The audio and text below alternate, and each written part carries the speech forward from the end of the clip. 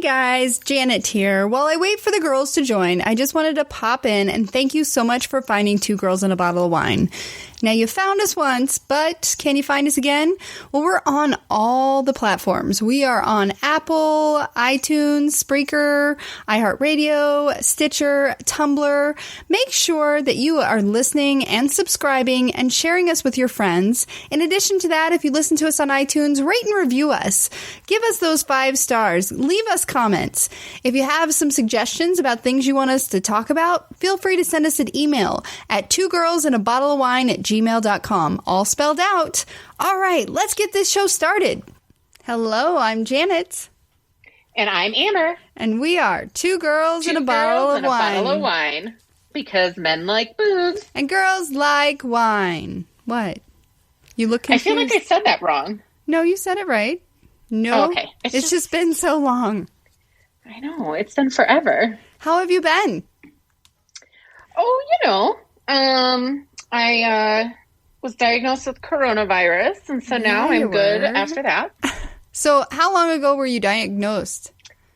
So I got my results on, what day was that? I think it was, on July 2nd. Mm-hmm. So my test was performed on July 1st, and I received results on July 2nd that I was positive for COVID. That was crazy. And how did that make you feel? I was shocked. Just because I didn't have, like, the normal... You didn't have a temperature? Nope, I didn't have a temperature. Now, I did have a cough, shortness of breath, and some fatigue, but those are all things that I've had for the last couple years, just from my radiation and from my meds. And so that didn't trigger any alarms for me. But the fatigue, and I had a headache for like 5 or 6 days straight. Oh my gosh. But I had so much pressure like behind my eyes, and my teeth hurt. And so we thought it was a sinus infection, but it was not. Oh my goodness. What made you go get tested? So we have a very strict protocol at work where we have to fill out something. We have to fill out a form if we feel sick. And 2 of my symptoms of the headache and the fatigue triggered them to say, okay, even if you have 1 symptom, you should get tested. So that is what, and my boss, I had been on antibiotics for a couple days and I wasn't feeling much better. And so my boss was like, you might want to try and get tested just for like peace of mind, but also because you're not feeling better. So, yeah. And then how long were you, because you were like out, you were tired. You were not good. For how long?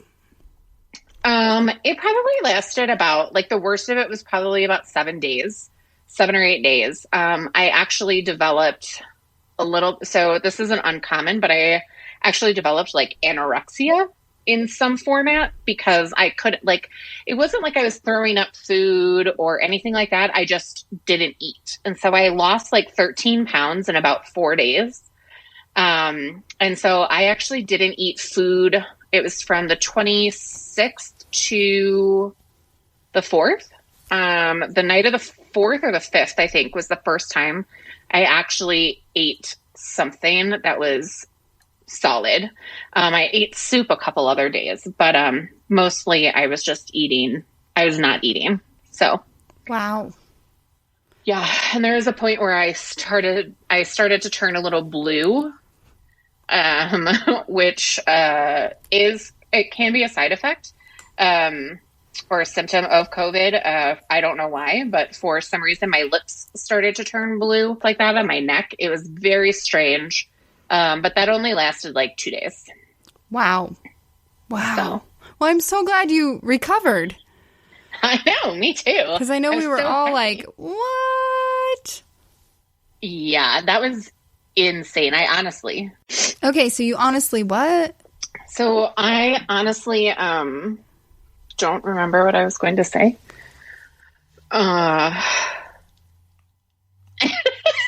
We were talking about COVID, and then the computer did a little jumpy, so we had to pause. I know. We were shocked. And then because you were like the one person that follows all the rules. Like you were like anti-hair appointment for the longest time. Yeah. I still haven't even gotten my nails done. I know, because you found a way that you like, right? I do, yeah. I have color straight, and I'm obsessed with that. So, but I think that's what I was going to say, is I did not think I had it. I thought for sure it was a sinus infection. And the first couple of days, so I was probably symptomatic since the 23rd or the 24th. But the whole time that I was symptomatic because I didn't start quarantining myself in the house until probably that like Wednesday, like right before I got tested. And if not that day that I got resulted, I can't remember. But so during that time, like Nick and I were sleeping in the same bed. He had been drinking out of my water bottle, like all of this. And like you said, I am so good. When we traveled, so I went back to Wisconsin. Which we'll talk about in a second. Yeah. And when we traveled, we went through Nebraska and Iowa because we drove. No one there wore masks. But I wore my mask every time I went in. Did Nicholas Rodriguez wear his mask? No, he did not. And so he is not as diligent with his like he is now. But so I am convinced that he is the one who gave it to me. What? Do you think he was walking around asymptomatic? I do. What? Because he hasn't gotten tested, nope. So we don't know. Yeah, he hasn't gotten tested, but he hasn't had any symptoms. He's been perfectly fine this entire time. And I mean, outside of everyone when we were with like Mama Kim, Regan, and Nick, like they're all fine too, but they have all been really good about wearing their masks. And we still kept somewhat social distancing while we were together. So I don't think it was any of them. And the only person that I was in contact with close enough was Nick. But even like being out in public, the reports I've read say that the masks don't necessarily protect you. They protect others. So you wearing your mask may not have prevented somebody that had it that was just passing you in a gas station or passing you in a grocery store or in Lowe's that didn't have their mask on, right? Yeah, this is also true. And so it could have easily been like maybe someone coughed or sneezed and didn't cover their mouth and didn't have a mask on, and I like walked through it. Right. Or something like that. And so now I am only wearing masks that are 2 to 3 layers. Mm-hmm. And I have also purchased a mask that has a filter in it, but it also is fluid resistant to also help, because although I've had it, that does not mean I cannot get it again. But it also doesn't mean that I'm not like shedding the virus right now. Like I've been cleared by our State Department, and I've been cleared by my epidemiology team. But at the same time, like, I don't know, it makes me nervous. So there's now I'm too even many like more. Yeah. Yeah. I don't like it. So, but yeah, I'm good now. I'm so glad that you're good. I am. It was shocking. And then I went out of town where I didn't have cell phone reception, so I didn't know what was happening, but no one messaged me. So I was like, I guess no news is good news. Right? Yes. Yeah. I was mostly just like, I was out of it. I mean, there were days. So the Sunday before I got tested, I was in bed by 4 p.m. Like most days it was between 4 and 6 p.m. that I was already in bed and sleeping until the morning. I mean, I didn't sleep well at night, but, I couldn't be up. Like I couldn't walk around. The fatigue was just insane. Wow. And I'm battling a sinus infection this week, and now you're scaring me. I'm so sorry. Because I'm tired. I don't have the headache. I don't have a temperature. I'm just tired, and I have the sinus stuff. Because that's all I get are sinus infections. Yeah. I mean, you would recognize the fatigue. Like the fatigue reminded me of, it wasn't as bad as when I went through chemo, but like we have, I don't know, like 5 or 6 steps because we have a garden level house. And so we have 5 or 6 steps that go to our middle, and then 5 or 6 steps that go to our top. And I cannot walk up that in one motion. Like I would have to stop at the top and be like, okay. I'm gonna walk over here, and like a shower I had to take a nap after I showered. Okay, Like, so my fatigue is not that extreme. That's good. right. You're making me feel better again now. But I'm so glad you're okay, Amber. So glad. Thanks. Me too. So let's talk about your road trip to Wisconsin. Oh, yeah. How long of a road trip is this? So it was like 12 hours. Wow. 12, 13 hours. We went through Nebraska, Iowa, and then into Wisconsin. Fantastic. And you have stories to share on the way there? Oh my gosh, I hope I remember all the stories. It's been so long. I know. That was my fear. I'm like, oh, crap. Hopefully she took notes.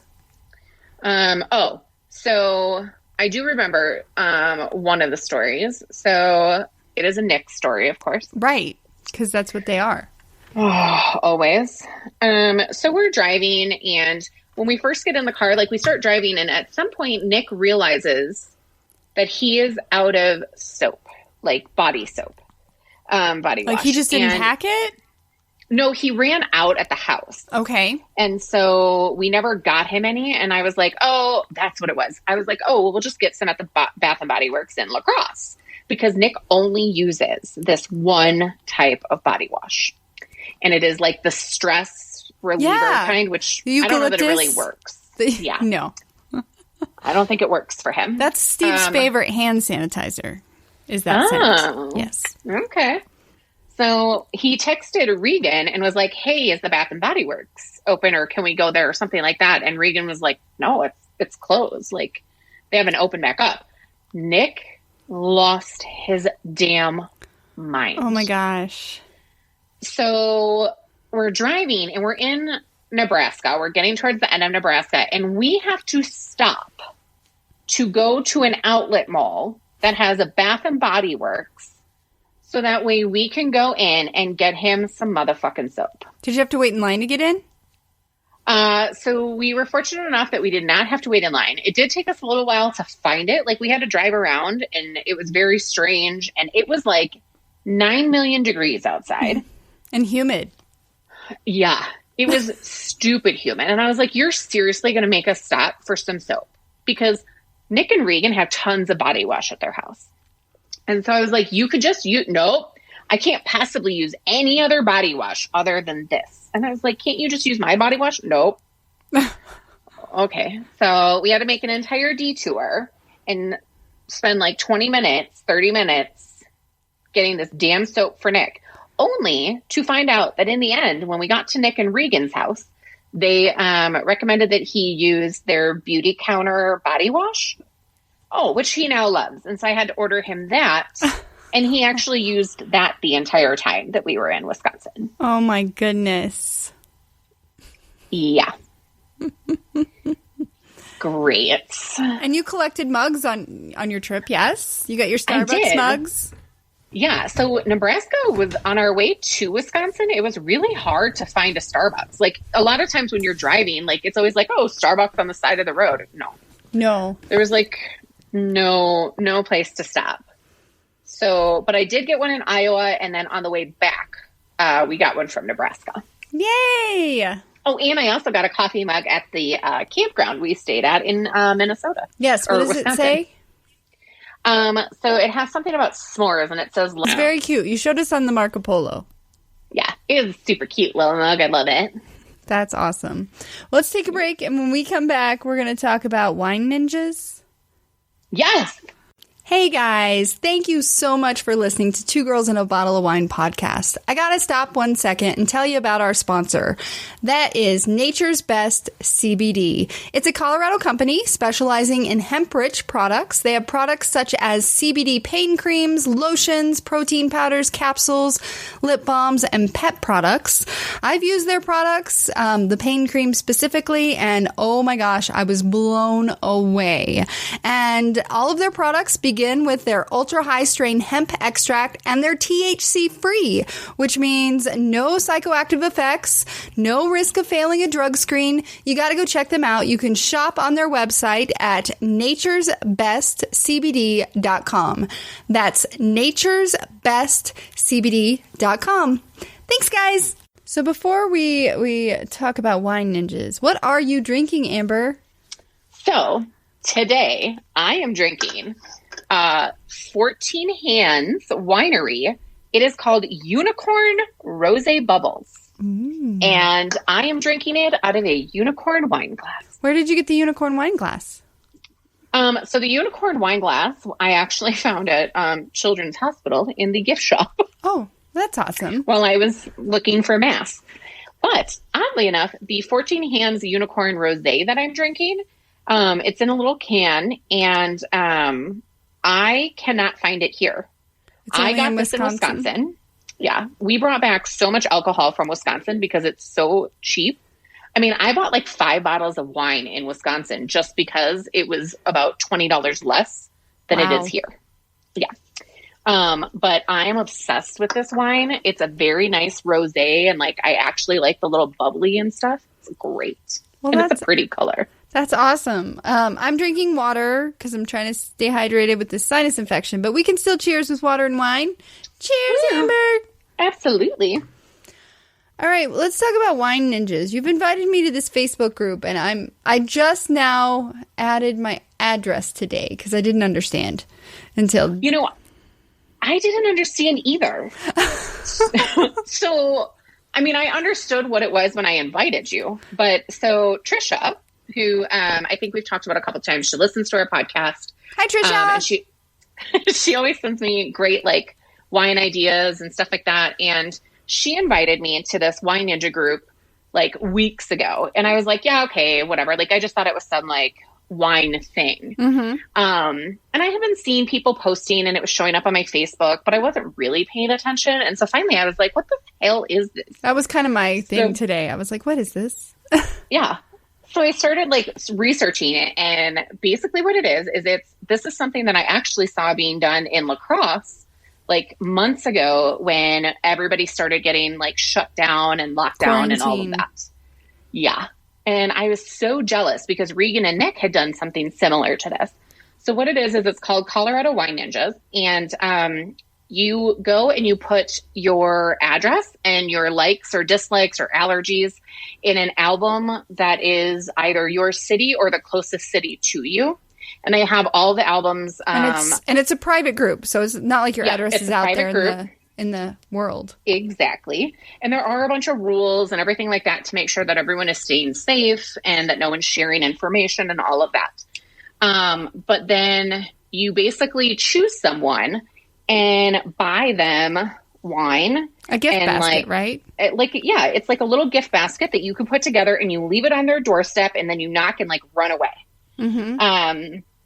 So I decided to do my first Wine Ninja basket over this weekend, and I went insane. So I love stuff like this. And the girl that I chose, the reason that I chose her was because, well, she was part of like the Broomfield album, but she said that her favorite colors were pink, teal, and glitter. Oh. And I was like, done. This is my lady. So she also said that she had 2 little girls. And so I was like, okay, well, I'm going to stalk her Facebook page to see what they like and all of this. It was insane. I bought her so she likes white and red wine. So I bought her a bottle of white, a bottle of red, and then I got her one flavor of each of the Infinite Monkey Theorem cans.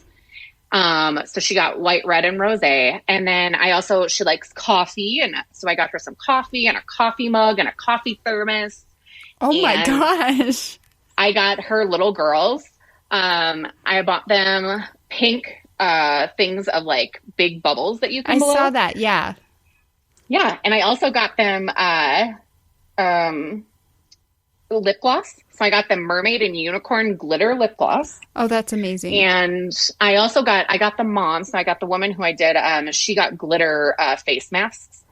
But I also got the My Little Ponies. Oh. There was so much stuff in this basket. It was insane.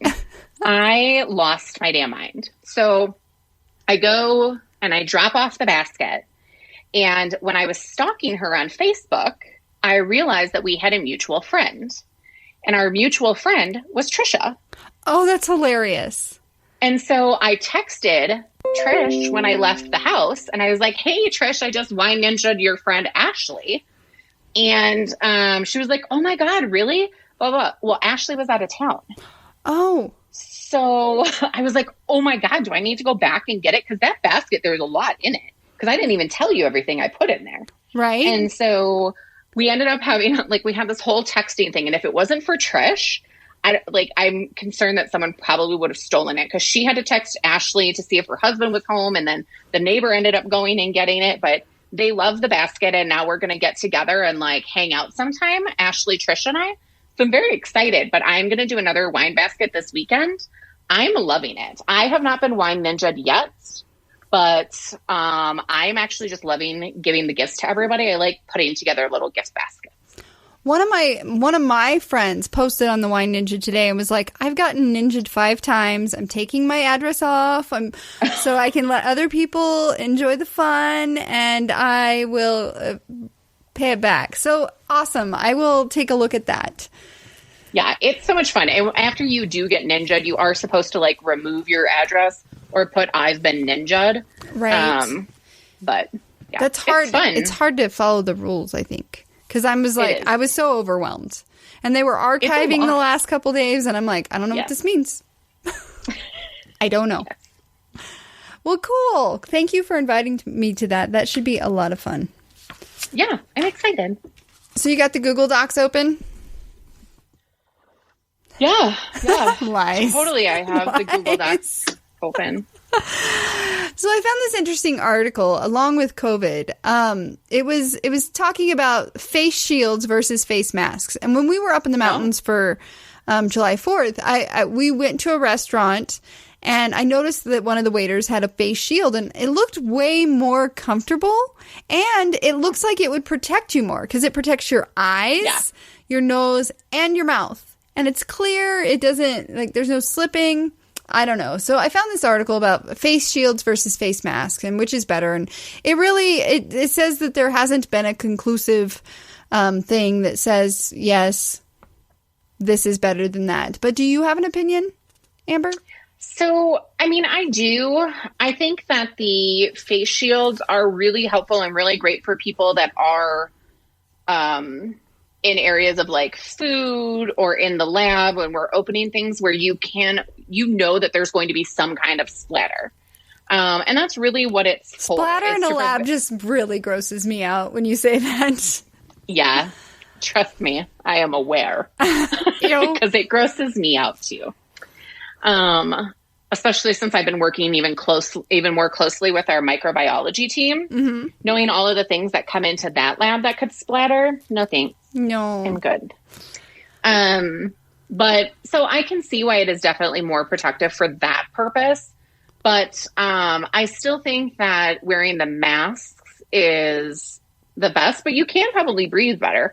I think as long as you're wearing something, because there's so many people that aren't wearing anything, that I think as long as you're wearing something, that's what's important. And so if it is more comfortable for you to wear a face shield, have at it. I mean, people may make fun of you because people are making fun of everyone. Did you see the article that I shared on Friday night about the guy? In April, he posted about how he's not going to wear no dang mask. Yeah. And then he wasn't social distancing. He went to several parties, and then he got sick, and then he died. Yep. And I know. And I'm like, so and I researched it. It wasn't like everything was very accurate in this story. It wasn't anything, no fake news because I don't share stuff like that typically but when I read that article, it was so impactful. I found his Facebook account, which was now a remembrance account, and I found all the things that he had posted, and it just like, I'm like, how can people, like, it doesn't matter if, I know there's so many unknowns, and I know that there's so many answers we don't have, and people just don't like to be told what to do. But if there's a chance that you could save your life, save other people's lives, Absolutely. Why not just wear a freaking mask? I've seen lots of memes about like, we don't love wearing bras, but we do them. We do wear them.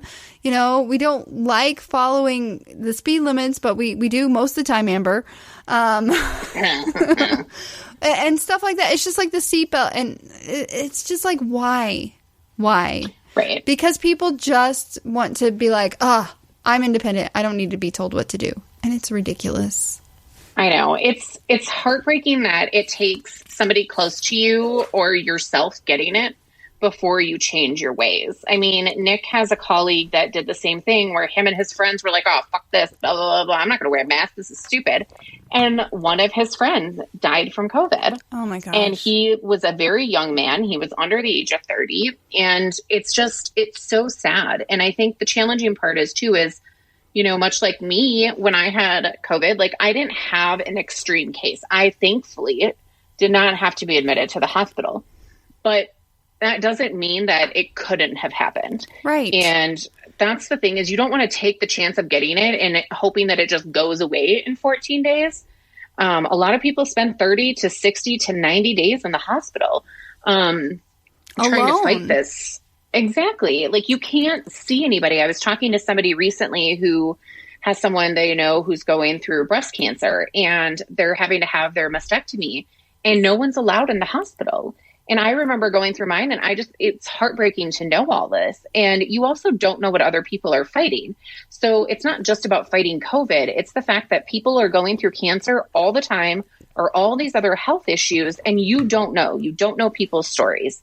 And so if you're not wearing a mask and you infect them and they already have an underlying health issue, you could have now killed that person. Like It sounds extreme, but that's true. The sad state. Yeah. It's just, I wish more people would consider others. And I think it's sad to see how many people want to be selfish and not wear the mask just because they can't breathe. There's a variety of masks that you can wear and things that you can do to make it more comfortable and breathe. And sorry, it's a very big soapbox for me now. I totally get it. Just freaking wear a damn mask, people. Yeah. Like really, what's it harming you? Okay, big Dancing with the Stars news. Did you see that? Oh my gosh, yeah, I did see that. Tom Bergeron, and Erin Andrews, who have been hosting Dancing with the Stars, are leaving. What? I did not see that Erin was leaving. I only saw all the news about Tom leaving. Well, he's been there the longest. He's been on the show for 28 seasons. Erin has been a co-host since season 18, and they're both leaving. Yeah, I haven't watched this show religiously either, but definitely Tom, like his face, when I think of Dancing with the Stars, that's who I think of. Because the dancers change, of course the competitors change each season, and I liked Erin Andrews. Yeah, I did too. Yeah, so it'll be interesting to see, where they take that. I agree. And then let's see. You were talking about your iPhone when we took a break last. I was. Have you heard about the new iPhone and how they're not going to provide charging cables with the new iPhone or earbuds because it's wasteful since most of their users already have multiple. So I agree with the earbuds. Mm-hmm. Yeah, I don't like earbuds anyway. Yeah, I actually just bought their AirPod Pros, and I'm obsessed with them. They're amazing.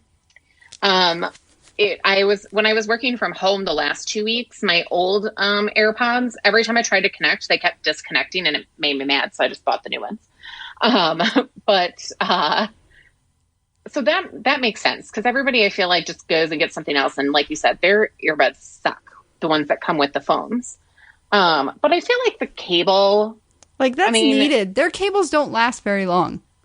They don't. And because there are so many, like the AirPods and stuff like that, or the iPad or your phone, they all use the same plug-in most of the time. So, I mean, you're using it for multiple things. So I think that's kind of crap. We'll see. I read that article, but I don't, until it actually happens, we'll see. Right. Or what? Or I think that they should include the ones that are like where you just lay it down. Yeah. Yeah. They should put those in there because that's crap that I have to pay $50 for one of those. I'm not going to, but I'm just saying. The wireless charging. There we go. There you go. And you have the new operating system that hasn't been released yet. How did you sign up for this? So there is a way that you can sign up on Apple. It's called like the beta profile or beta program or something like that. And so from your phone on your Safari app, don't do it through Google or anything. It doesn't work. But you can sign up your phone for a profile, and you download the profile onto your phone, and then your system can update, and then you get to see all of the features ahead of time. Now, you do take the risk that there are a little bit of glitches, or maybe it doesn't work quite as you were hoping in some of the aspects, but you also get to provide feedback, and it's almost like you're a developer and you get to be a part of the process. So it's very exciting. So I have the new iOS 14 software system. Very cool. And it's got like widgets and like there's just all this extra stuff, and it's so fun. That is a lot of fun. Congrats. Yeah. Are you gonna get the iPhone 12? I don't know if I'll get the iPhone 12, but I always say that, and then like 6 months after it's been released, I'm like, oh my God, I must have it. Right. Because you have the iPhone 11, right? Yes. Yeah. And I still have the iPhone 10. Yeah. Or the X, whatever they call it. I went right in there to the iPhone 11. Yep. So, you know. All right. You want to jump into Bachelor World News? Let's do it. Okay. Cassie Randolph and Colton. Ugh. We texted a little bit about this last weekend. So last week on Bachelor Greatest of All Time, we had... It was the first Bachelor and the first Bachelorette, which we'll talk about in a few minutes. And Chris Harrison had Cassie on, who recently, her and Colton broke up. And I was a little shocked, but she did not disclose anything. I'm kind of like, didn't say anything. I bet they're a little bummed that they had her on because she really didn't say anything that was earth-shattering. Yeah. Yeah. But then... And Chris Harrison, to his job, I mean, he tried to pull stuff out, but she was like, it's just not really that. Like, it's not something I want to talk about. It's still really fresh. Yeah, like, she didn't say anything. And then all of a sudden, like, social media blew the fuck up. It was a couple days later, right? Yeah. It was like 2 or 3 days later where everybody started talking about Cassie and...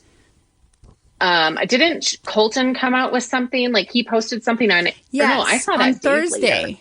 On Thursday, he posted, I've come to realize when you're in the thick of it, you just need to take a step back and look at things from a different perspective. In doing so, I've gained so much clarity about what I want and more importantly, what I need in a relationship.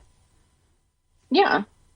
But I don't think he said anything incorrectly either. He didn't really directly say anything about their relationship, but they had both been silent. And then he broke his silence with that. And so then Cassie came back and said, I'd like to state that I do not wish to create an online petty war, Colton. As you know, we made an agreement not to publicly discuss our breakup. I've honored this, as have you thus far. Yeah. And then, so she goes, let's see what happens. Where are you at? I don't. There was just so much that happened, and I couldn't keep up with it, and I didn't understand any of it. Mm-hmm. And so apparently now she's stating that she doesn't want to make enemies with or turn my back on the franchise. But she continues to say, Colton, your last Instagram post saddened me, but also left me frustrated. It seems you are subtly engaging in a tactic that peppers in aggressive comments, such as that obviously changed this week in order to make me look like the bad one. And I feel like that's when everything like went downhill. Yes. And then she stated that she and the former NFL player, so she and Colton had a discussion ahead of the interview that left her feeling frustrated. And she said that on Monday you informed me that you intend to monetize our breakup by writing a new chapter to discuss your experience with COVID. Which is when he stayed with their family and they helped like bring him back to health.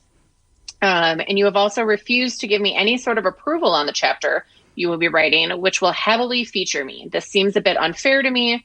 Colton, you can do what you want, but please do not have a double standard. And Colton replied saying to E! News, that her accusations were simply not true. Yeah, a rep for Colton told E! News that I'm sorry. Thank you. Her accusations were not true. And, both you and I think we were texting back and forth. And I think now that they're broken up, their time in the public eye can go away. It's okay. Right. And maybe they don't want that. And so I felt like this was a way to kind of fan the flame and put their names back out there. When I think that other people, I mean, people from Bachelor Nation or just people in general blew it up because they have nothing else to do right now except for sit here and, you know, spin, or what is it called?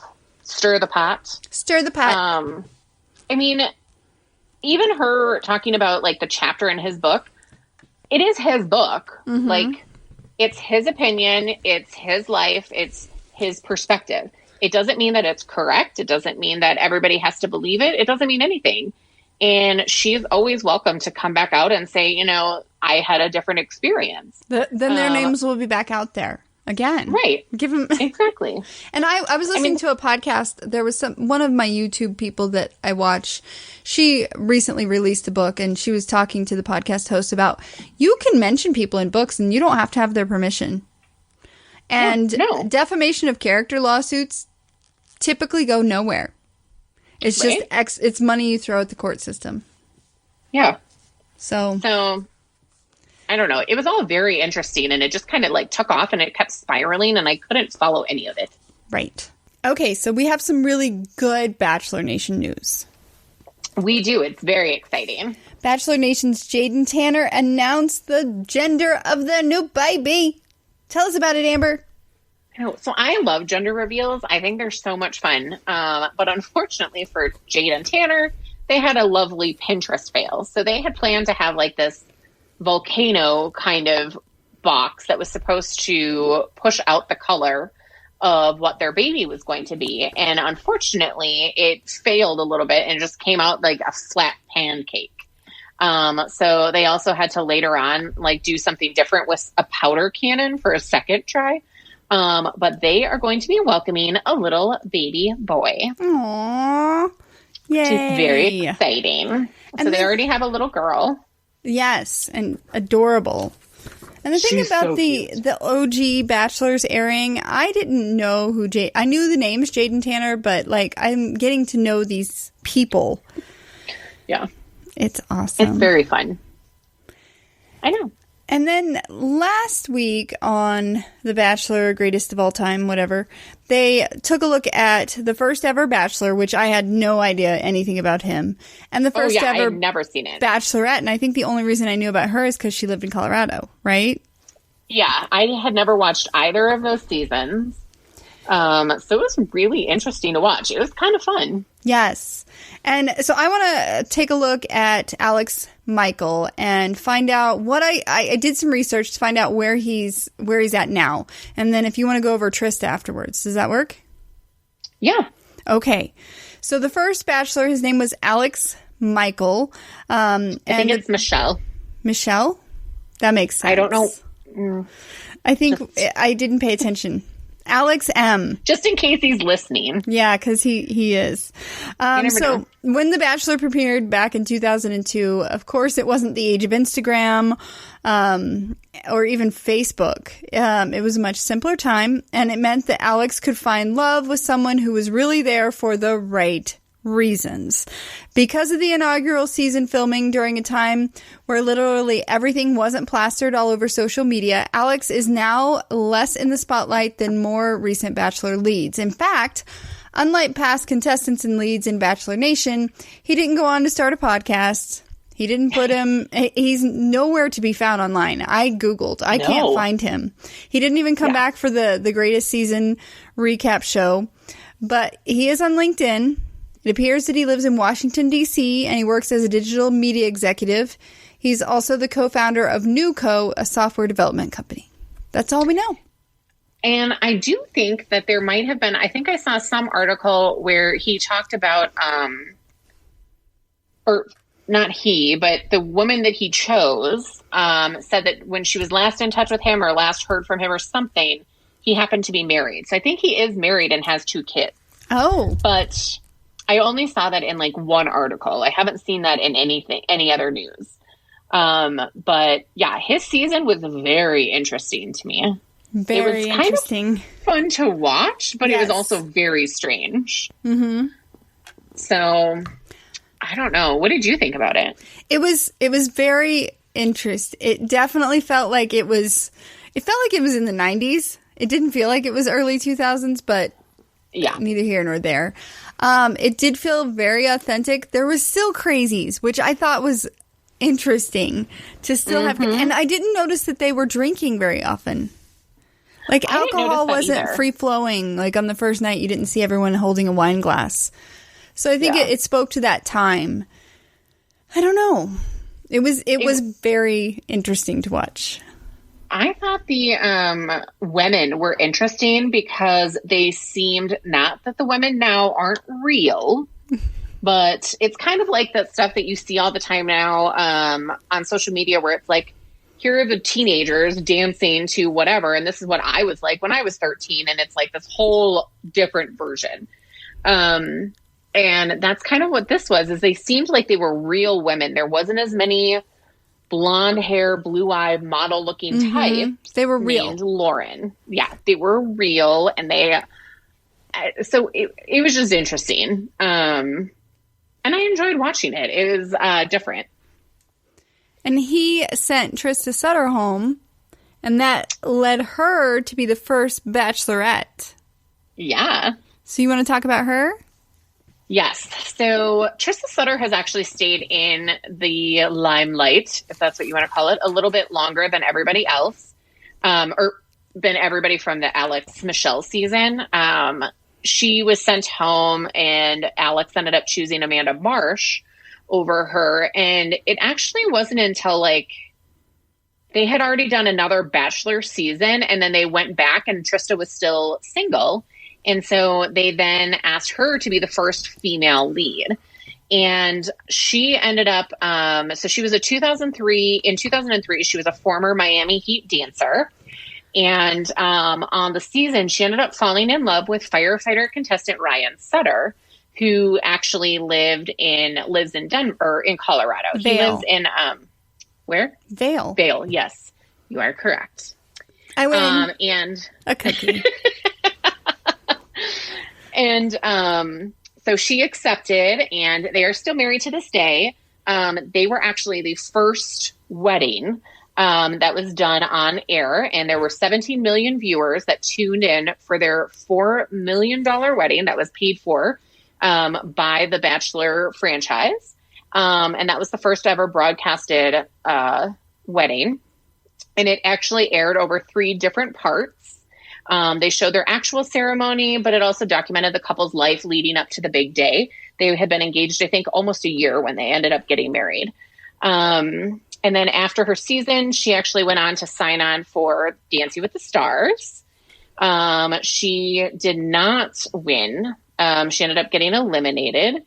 Her and her husband have been living in Vail, and they have 2 kids. They have their son, Maxwell, who was born in 2007, and their daughter, Blakesley Grace, who was born in 2009. And they both continue to document their lives on Instagram. And I actually follow Trista. I don't follow Ryan. And they also appeared on a marriage boot camp. Have you ever watched that? Mm-mm. I've never watched it either, but they were back on it in 2014, kind of going through some of their marriage challenges. And Ryan still to this day has never actually watched Trista's season. That's probably wise. Oh, absolutely. Because I know with Ben Higgins, like his new fiance, she's never watched his season either. But he actually didn't watch it that night. Trista originally was broadcasted being alone at her house because Ryan was doing, I want to call it boot camp. He's joining the firefighters of Denver. So does that mean they're moving here? Yeah, I think it does. I was like, oh. I don't follow either one of them on the socials, so you're going to have to keep me posted. Yeah, I will keep you posted. Because she actually, as she mentioned on the show that night, that was the first time they were airing it publicly. But he is almost done with his training. And so I'm assuming that you have to be in that county. You can't respond to a fire when you're 3 hours away. So I think they're going to move to Denver. So I'm very excited that we, so excited. I don't know that I'll ever run into them, but maybe there's an opportunity. Maybe.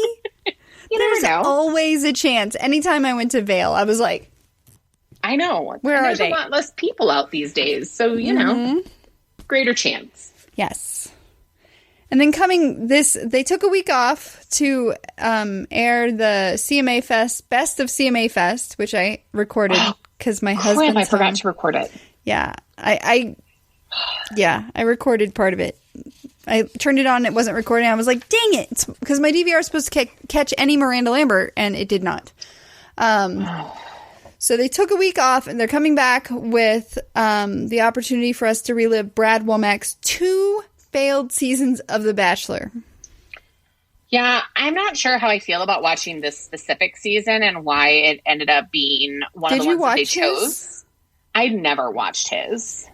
Because it's a special case where he did it once and he failed. And then he came back and he walked away with someone, but then they broke up a few months later. Did I just spoil that? Meh. It's all over, right? It's fine. I do like reliving these. Knows. Yeah, I love the 3-hour recaps. Because it doesn't take a lot of time out of my life.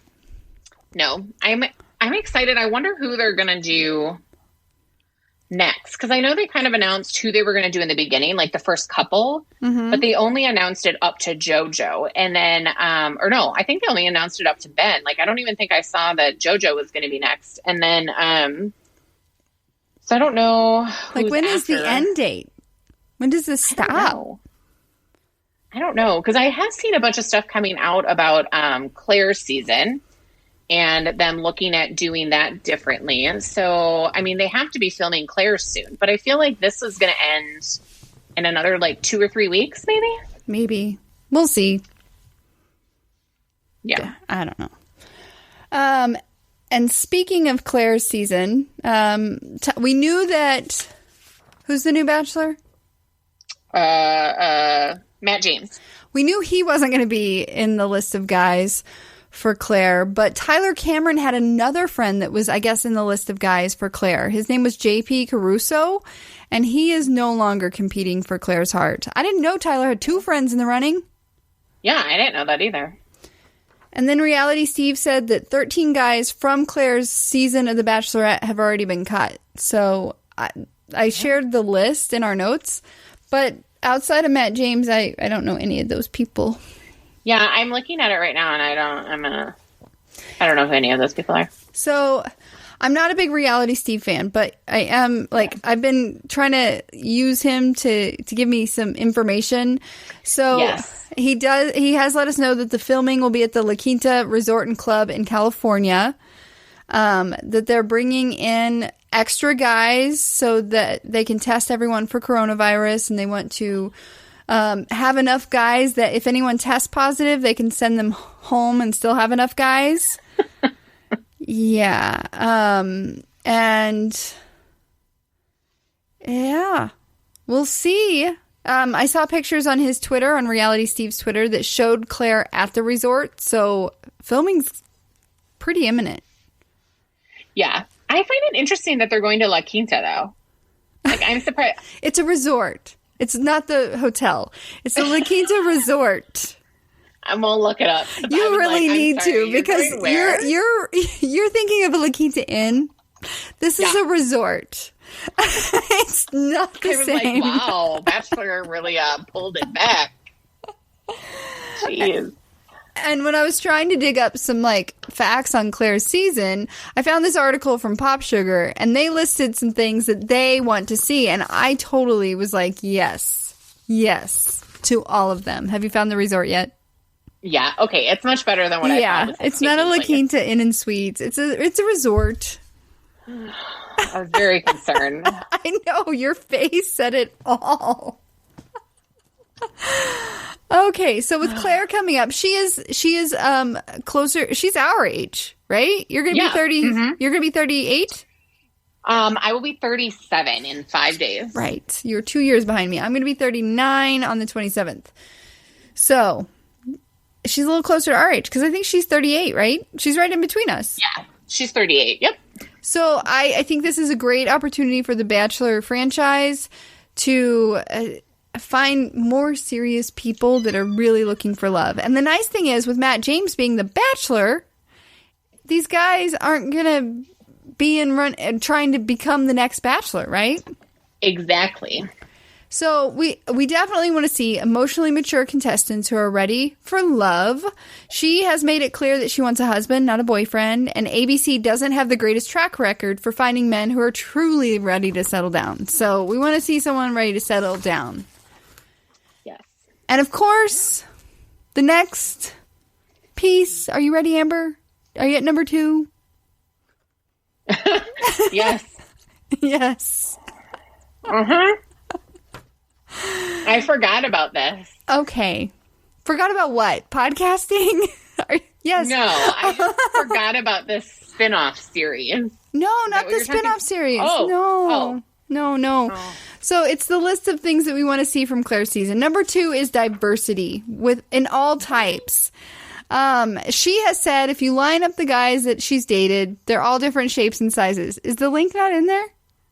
Oh, no, I didn't realize it was a slideshow. Okay, I'm on the same page as you now. I'll get number 3 when you're there. She's hoping that the show's producers and casting crew give her what she wants and stops making conventional attractiveness the only factor in who makes the cut. Additionally, these more diverse contestants, we would like to see them on screen for more than just the first introduction episode. We want to see the diverse contestants who are developing relationships with her get just as much airtime as the house drama. Yes, that would be nice. Okay, how about number 3, Amber? Number 3, I'm there. Okay. Creative and safe dates. So, being that we are in the current health crisis that affects everyone, even reality TV, precautions have been made to make sure that everyone remains safe and healthy once filming begins. So there was an interview with Ryan Seacrest, Rob Mills, and ABC's Vice President of Alternative Programming that revealed that the entire season will not be taking place in the Bachelor Mansion, but in the resort in South California that I just looked Not up. a La Quinta Inn, a La Quinta Resort. Correct. And so once everybody has been tested, they will be tested a week before. And then once they come back negative and shoot, then they just stay inside that bubble. So they won't be going anywhere else. And I'm assuming that they won't be rooming together probably. This will probably be the first time that maybe they just have like 1 or 2 people rooming together. And that this is great for safety, but I hope this doesn't limit what the dates are planned. So we don't want to just see weird sauna dates and hot yogurt. Hot yogurt. That's called soup. Nobody wants hot yogurt.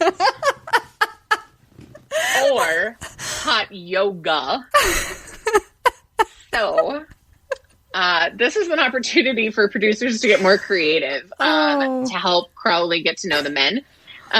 So it'll be interesting to see what happens because to that point, they may be able to actually like have real conversations and kind of not be in this fantasy world. Right. And you know, the next one, it would be nice to see a visit from successful bachelorettes like Trista, JoJo, Rachel Lindsay, Desiree, Ashley. It'd be nice to see them in the early episodes doing like a Zoom meeting with the Claire. Yeah, I think that would be fun. I think it'd be cute. I also like how they have in this photo of the number 4, they have Becca. But they don't mention Becca because we're not all sure if they're still successful to this day. True. A lot of drama. Yeah. All right. So number 5 is hoping that there is not too much focus on Claire's past relationships, which I completely understand this because let's be honest. Every time, like when we did Becca's season, all we did was hear about Ari. Mm-hmm. When we did Hannah's season, all we did was hear about Colton.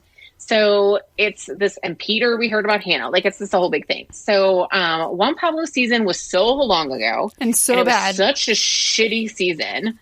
So hopefully we won't have to hear about that. But she did also have some other relationships, such as the one with Benoit Georges Savard. And she was briefly engaged to him following the Bachelor Winter Games in 2018. And hopefully we also don't have to hear about, as much as we love Matt James, we hope there isn't a lot of focus on that because it just tends to be another pot stir. Mm-hmm. So although previous relationships may be an interesting topic, do they really need to be mentioned every 5 minutes? So we're hoping that this will be different moving forward. Yeah. And then, you okay, Amber? Is your food there? I think I might have a visitor. Okay, guys, Janet's here. So Amber had to go a little quickly, a little unpredictably. But I'm not done. I'm not done podcasting. Another Bachelor Nation story that I wanted to talk about is the senior citizen spinoff. Like, we saw the teases in, I think it was Peter's season.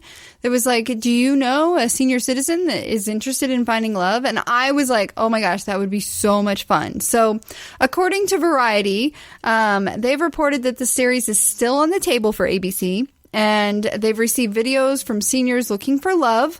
And the series was in serious consideration to air in fall 2020 if the pandemic had not happened. So many things in life if the pandemic would not have happened. Rob Mills from ABC said that some of the casting interviews that they got were just so touching. It's such a different way of doing The Bachelor because these people are just at a totally different place in their lives. There is an interesting thing about people who've hit the other end of the spectrum, who live their lives. They've raised their kids. Some have been widowed or divorced, and maybe some have never been in love. And it would be an interesting dynamic. I, for one, would be very intrigued to see what that looks like. So that's kind of our Bachelor Nation news roundup. What are we listening to? Well, what am I listening to since we lost Amber? I have discovered The Fall Line. It's a new podcast that I listen to through iTunes. And I find that to be a very interesting podcast. I also have discovered Park Predators. It's about predators that prey on people in like parks and such. Very interesting. Wondery has a podcast. As you can tell, I've been all about the podcast since I'm not going anywhere.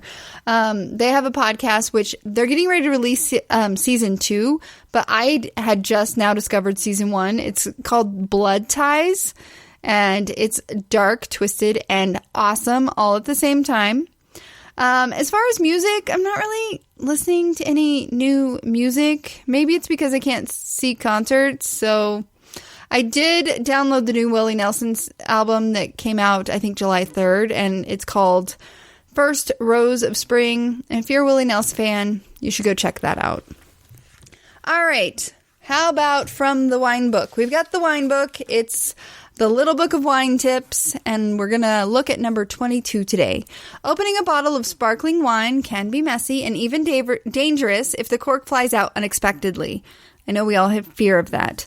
So here's a tip. Hold the bottle at a 45-degree angle, directing it away from other people. Take off the wire muzzle, then grab the cork and hold it still while you gently turn the bottle with the other hand. This allows the cork to come out slowly, and then you can have a glass at hand to catch the froth.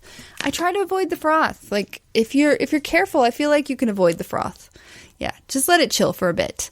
Some positive Polly. While I pull up my Twitter, make sure and listen. Of course, you're listening. Share us with your friends and rate and review us. If you're on the iTunes app, the podcast and iTunes app, give us a 5-star rating. Leave us comments. We love that. All right, so I'm going to the Positive Vibes Twitter account because that is just the easiest place to find positive Pollies. And here's what they have. 1 year equals 365 opportunities. Each day is a new page in your book of life. So don't forget that. Thank you so much for listening, and we'll catch you again soon. Bye!